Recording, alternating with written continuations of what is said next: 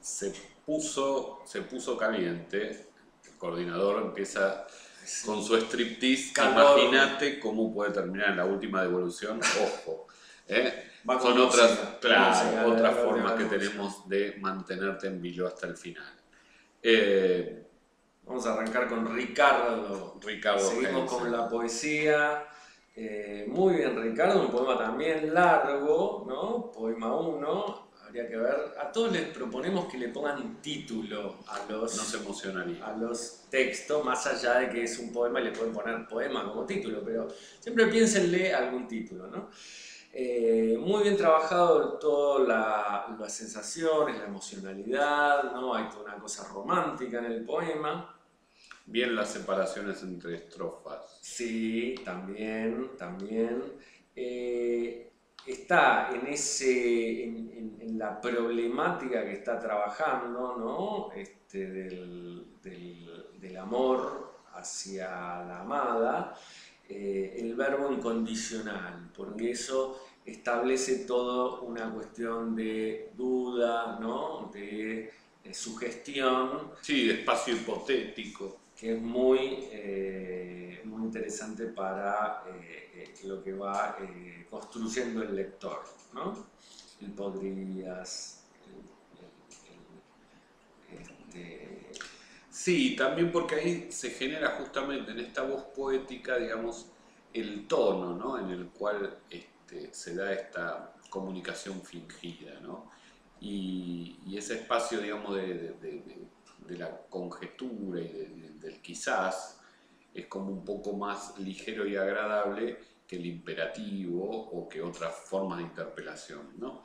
El diálogo fingido, que es un recurso muy típico, digamos, del poema. A la segunda persona, claro, ¿no? exactamente. Un tú o un vos que está allá. Además, el condicional tiene algo muy bueno, que es que funciona en dos castellanos, ¿no? Claro. Funciona en el nuestro y funciona en el español, y casi la diferencia no se nota. Exacto, ¿no? Entonces, dato no menor, cuando querés concursar en España, fíjate, los de condicional siempre son mucho más rendidores. Exacto.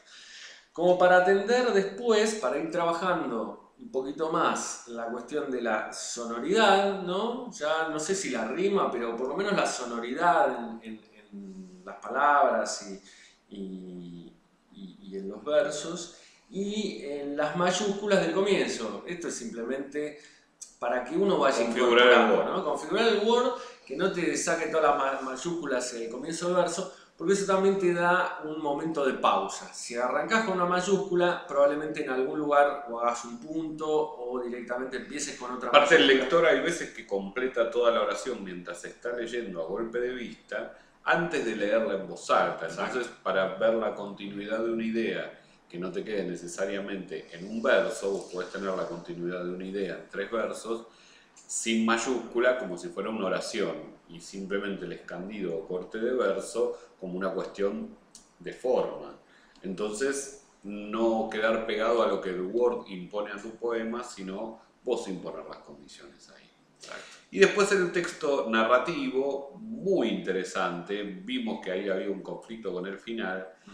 Independientemente de que no tuvimos ese problema interpretativo con el final respecto de esto que se llama puesta en abismo, ¿no?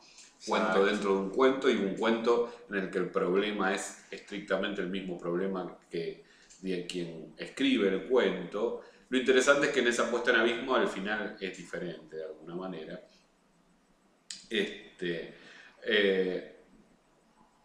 Justamente hay casi una cosa ¿no? demiúrgica o digamos de poder, en donde el escritor de personaje, decimos, ¿no? de este cuento, cree que a partir de un procedimiento en su escritura efectivamente va a producir en la realidad lo mismo que puede producir en su cuento. Por suerte no termina igual, digo porque justamente rompe con la expectativa más previsible del final.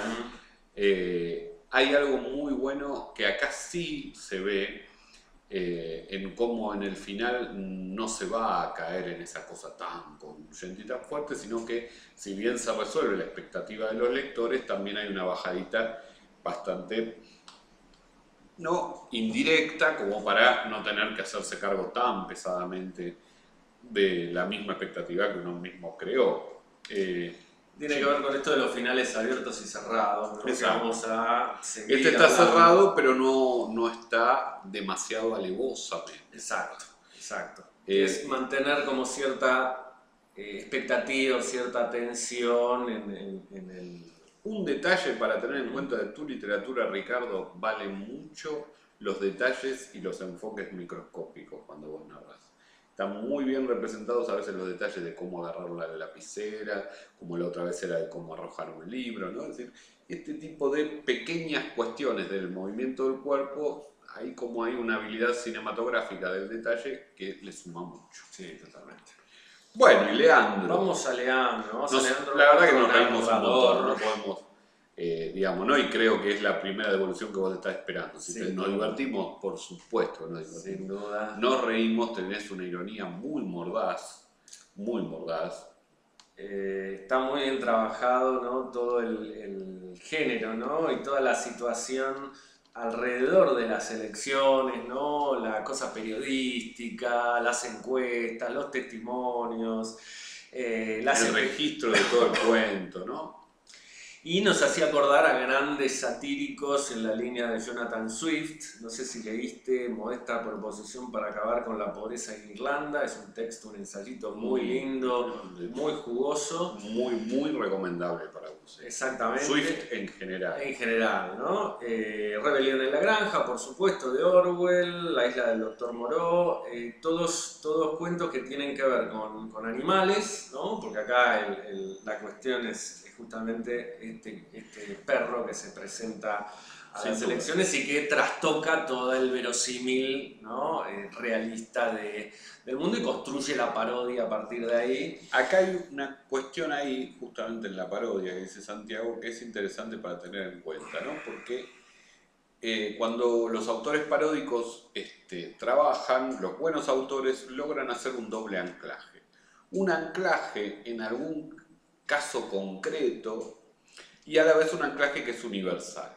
Acá hay cuestiones que parecen referir a la política nacional, pero a la vez, si uno perdiera el contexto y lo leyera dentro de 30 años o 30 años atrás, lo filiaría, lo vincularía con otros casos que seguramente son bastante parecidos. Sin duda. Entonces ahí, ¿cuándo funciona bien la parodia? Cuando uno toma un buen referente para parodiar, pero ese referente ya es de por sí universal. Exacto. Pues si uno toma un referente, pero esa parodia solo funciona para ese referente, la pérdida del paso del tiempo o del contexto hacen a la parodia funcionar con muy poca circulación, ¿no? Es decir, yo tomo el menemismo y me pongo a parodiar el menemismo solo los aspectos específicos del menemismo, claro. Listo, dentro de 30 años está perdido ese registro del menemismo, nadie se ríe. Se da cuenta. Pero si uno toma esos aspectos que tiene el menemismo o el kirchnerismo o el movimiento que vos quieras, que tienen todos los otros movimientos, ahí que yo voy a poder hacer una parodia universal con eficacia. Seguro que Swift se estaba burlando de algún, digamos, aristócrata y algún pequeño o mediano burgués de Inglaterra en el siglo XVIII. Pero, digamos, eso ha sido tan bien caracterizado, el sustrato fundamental de eso que parodia de esos personajes, que hoy vos lees Swift y te seguís riendo. Digamos, ¿no? Y yo no tengo ni la menor idea de con qué aristócrata se la estaba agarrando. Sin embargo, yo puedo poner mi aristócrata en la cabeza que funciona igual, ¿no? Esto está muy bien logrado. Además de que tenés un montón de chistes buenísimos y muy buenos los registros orales, digamos, ¿no? De las declaraciones. Está muy bien hecho eso, ¿eh? Hay un conocimiento de la oralidad bastante desarrollado. Y una construcción del narrador que finalmente toda la ingenuidad de ser narrador es también lo que le da ese encanto, porque uno como lector entra como un caballo, digamos, nunca más apropiado, en el registro del narrador y finalmente el final, ¿no? Te da una vuelta de tuerca que te desacomoda, así que ahí es cuando uno ve esto de que el narrador es estratégicamente el que nos hace lucir el cuento. Exacto. Ese narrador está hecho para este cuento. Este cuento sin ese narrador no camina. Exactamente. Así que felicitaciones, Leandro, hiciste un golazo, ¿eh? Ahora seguimos con otros compañeros. Como siempre, convencionalmente tenemos que terminar. Yo tengo que hacer así con el dedo. Y bueno. ¿no? Soy como Marley, más gordo. Ya nos vemos.